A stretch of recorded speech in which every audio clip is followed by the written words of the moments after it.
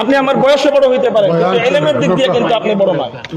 না, মাইক এখানে থাকবে, মাইকে কথা চলতেছে, ওনার এই বিবেক নাই। স্টেজে আলেমকে শিখাইতে যাব না, যাব শিখতে যাব, আলেমের ছাত্র হয়ে যাব, আলেমের উস্তাদ হয়ে আমি যাব না। নামাজ পড়ি না, রোজা রাখি না, সুদ খাই, ঘুষ খাই, এমনও মানুষ আছে আমাদেরকে আইসা শিখাইতে আসে।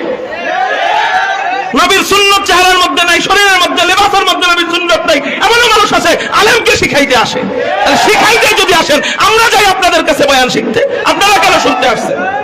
আপনাদেরকে বলছি না চা আনবেন না স্টেজে, চা খাক, আমি বয়ান পরে করবো, না করছিলাম না?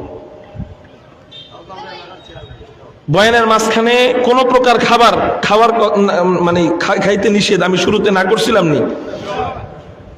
আমি যদি স্টেজে খাই, আপনাকে খাইতে মনে চায় না? হ্যাঁ, তা আমি যদি খাই, আপনারা কি দোষ করছেন? এই জন্য স্টেজে কোনো প্রকার খাওয়া দাওয়া এখন চলবে না। এই ক্লাস চলতেছে কার ক্লাস? আল্লাহ এবং তার রাসূলের ক্লাস, ঠিক না ভাই? ঠিক। স্যারে অঙ্ক করাইতেছে, সামনে বসে কোনো ছাত্র খাইতে পারবে? স্যারে আপনার কি বলা হয়, ভূগোল শিখাইতেছে, ইতিহাস শিখাইতেছে, সামনে বসে কোনো ছাত্র খাইতে পারবে? তাহলে আমি এখানে ক্লাস করাইতেছি আল্লাহ এবং তার রাসূলের আলোচনা, এর চেয়ে দামি ক্লাস আর আছে? উনি তো মেহমান, ওনার তো কোনো অন্যায় না, উনি আমাদের মহামান্য মেহমান।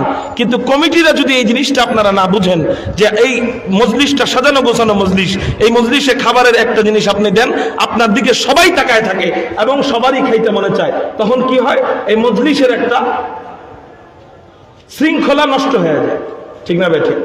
এবং এই মজলিসের আদবও রক্ষা হয় না। এই জন্য এই জিনিসটা আর কখনো আপনারা করবেন না।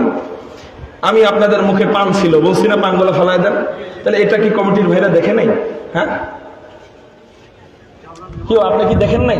পুরা এক ট্রে ভাইরা চা নিয়ে আসতেন, উনি কি চা চাইছে আপনার কাছে? বলেন, মেহমান তো চায় নাই। চা আপনিও খান। আপনি না না না, বয়ান যখন চলবে তখন কোনো কিছু খাওয়াই উচিত না। এই রীতি আমি চেঞ্জ করবো ইনশাআল্লাহ, কারণ এটা বয়ানের মজলিস। এই বয়ানের মজলিস মানে এটা একটা ক্লাস, আর ক্লাসের আদব আমাদের রক্ষা করা চাই। আমরা যদি ক্লাসের আদব না শিখাই, তাহলে শিখাবে কারা?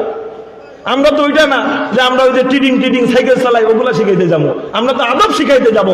যেই মজলিসে আল্লাহ এবং তার রাসূলের আলোচনা হয়, ওই মজলিসে যদি আদবই শিখাইতে না পারি, তাহলে আমাদের ওয়াজের কোনো দরকার নেই। এটা এমন কোনো গুনাহ করে ফেলায় নাই যে একেবারে ঠিকঠাক করে অপমান করবেন না।